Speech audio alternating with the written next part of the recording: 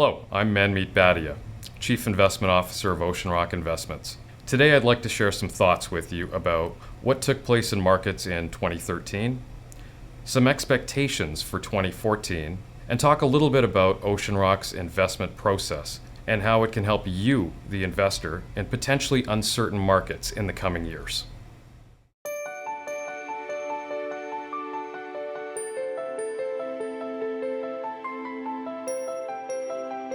In 2013, stock markets enjoyed their best performance since the 1980s. Consumer confidence around the world considerably increased from where it began at the beginning of the year. The low interest rate environment continued throughout the entire year, really helping boost equity prices around the world. Canadian markets outperformed the US over the course of 2004 to 2010. For the last few years, the US markets have been playing catch up, and as a result, we've seen some US outperformance, especially in 2013 when the US market produced a rate of return over 30%, while Canadian markets still generated double-digit returns in about 13%. You can't buy last year's performance. A strong market performance is never a reason to put all your eggs in one basket and move away from prudent and disciplined investment strategies, which include diversification by sector, by geography, by asset class. It's always important not to throw the baby out with the bathwater. People talk about Europe being a region to avoid in a similar fashion that they did to the US several years ago. I heard a lot of talk about the US being dead. Europe is not a dead region. Europe is an opportunity to gain traction in specific regions within the zone and specific companies within those regions. There are a lot of companies within Germany, within other parts of Europe that garner revenues from around the world and not regionally specific from their area of domicile. Adidas would be a great example. Adidas is a company that generates a very small portion of their overall global revenue from Germany.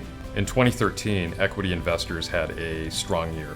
US, international, and Canadian investors all experienced double-digit growth. Fixed income returns were negative in 2013.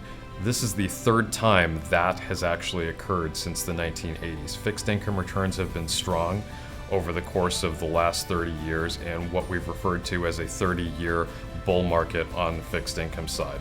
There's an inverse relationship between bond prices and yields. As yields increase, bond prices decrease.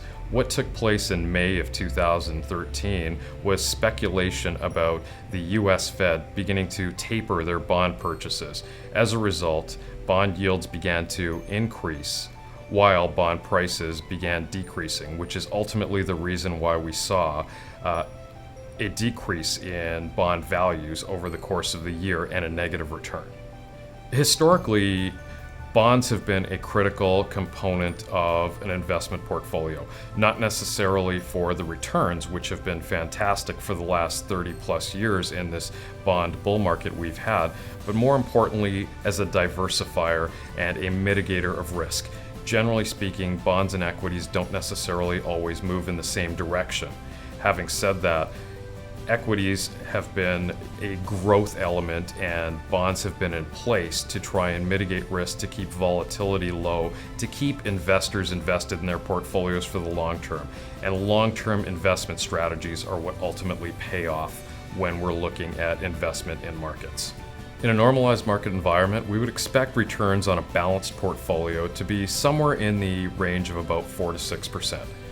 At Oceanrock, we've been extremely pleased with the returns on our portfolios. Strong fundamental analysis and bottom-up security selection has really resulted in equity performance across our US, international, and Canadian equities to be quite strong.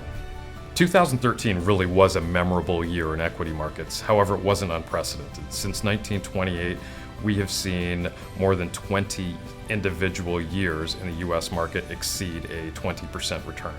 2014 represents a year where we could see synchronized growth across the US, Japan, and Europe. The US Federal Reserve has implemented unprecedented monetary policy over the course of the last several years. They've added $3 trillion to their balance sheet. Ironically enough, inflation has yet to be seen, so we can expect a low interest rate environment to continue for the foreseeable future. Despite increases in bond yields, the low interest rate environment is still supportive of equity prices rising over the course of 2014. That said, while we do anticipate positive returns in 2014 across Canada, US, and international markets, investors should be prepared for continued volatility over the course of the year. One of the biggest risks investors face right now is an emotional reaction to markets. We're in a situation where headlines cause investors oftentimes to make the wrong decision at the wrong time. When newspapers come out with market hitting all-time highs, investors seem to move away from a prudent investment strategy and begin buying at a high point. And when markets go to a bit of a valley or a dip, they begin selling and moving to cash. So essentially they've taken the most basic rule of investing, which is buy low and sell high, and reversed it. We are now looking at a situation where investors tend to buy high and sell low, rather than maintaining a prudent investment strategy where they stay invested in a disciplined portfolio that is set up for their specific risk tolerance and return expectations over the long term.